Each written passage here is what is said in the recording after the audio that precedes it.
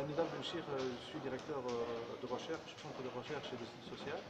Aujourd'hui, lundi 23 mai 2016, le centre de recherche et d'études sociales a organisé en partenariat avec la Banque africaine de développement un séminaire pour le lancement du rapport national protection sociale et économie informelle en Tunisie, défi de la transition vers l'économie formelle.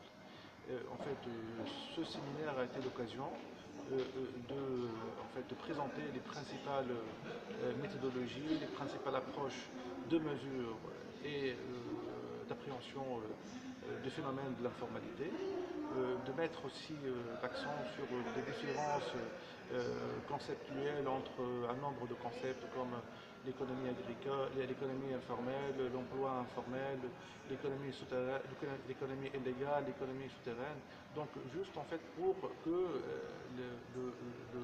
les gens en fait, qui ont assisté, pour que l'assistance comprenne les subtilités entre ces différents concepts. Ça, d'un point de vue méthodologique. Voilà.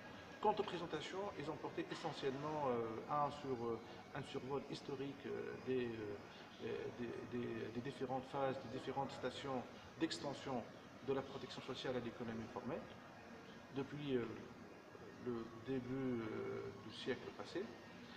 Ça, c'était la première des choses, parce qu'effectivement, il y a un grand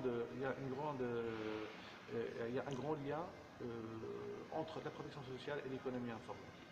Parce que déjà, au niveau des définitions, on définit l'emploi informel à l'aune plutôt en l'absence de protection, plutôt de paiement de cotisations sociales.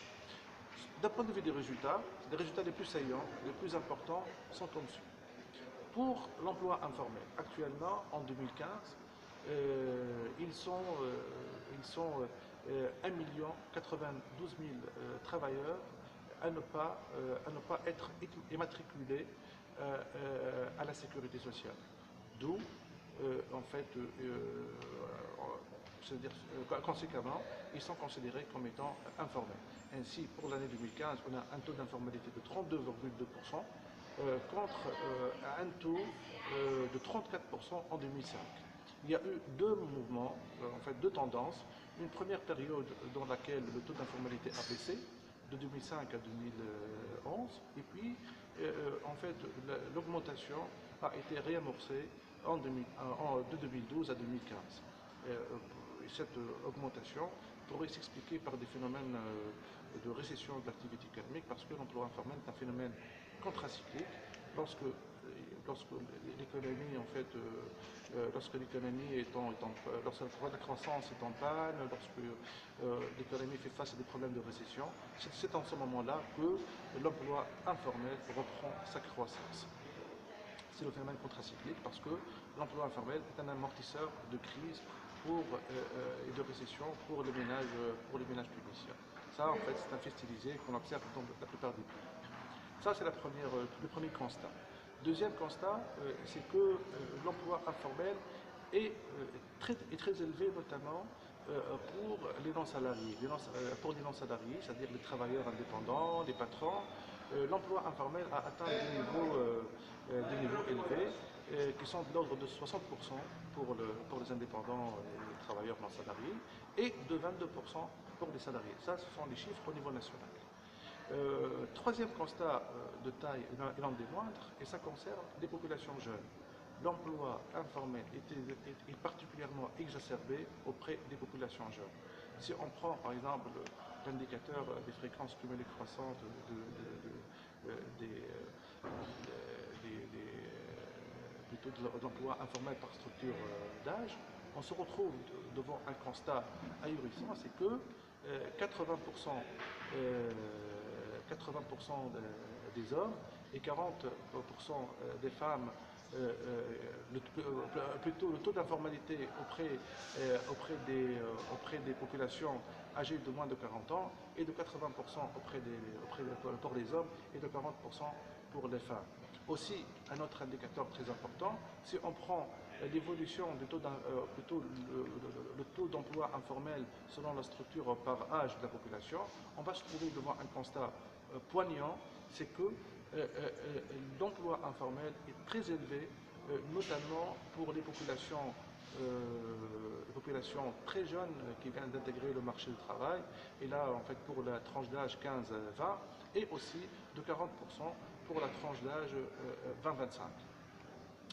Ces constats nous laissent dire que, en fait, il s'agit aussi d'une intuition qu'il faudrait appuyer par des enquêtes, c'est que les populations jeunes qui viennent d'intégrer le marché du travail sont plus enclines à opter pour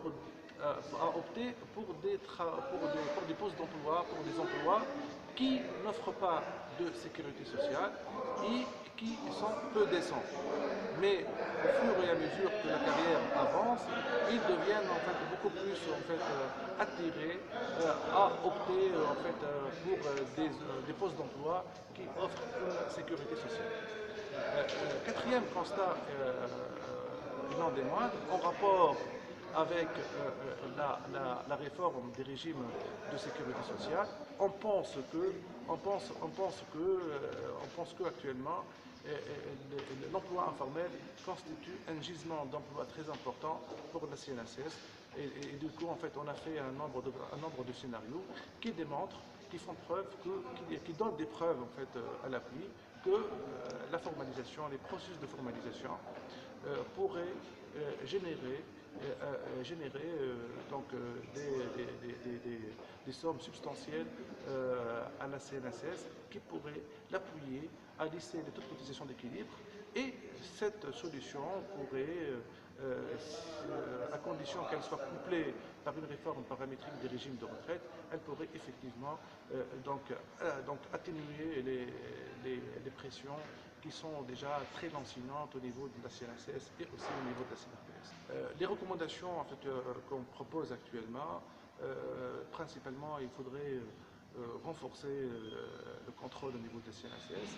Il faudrait aussi travailler sur la conscientisation des gens par rapport au phénomène de paiement de la sécurité sociale, à opter pour une sécurité sociale, pour se couvrir contre les aléas de la vie, etc.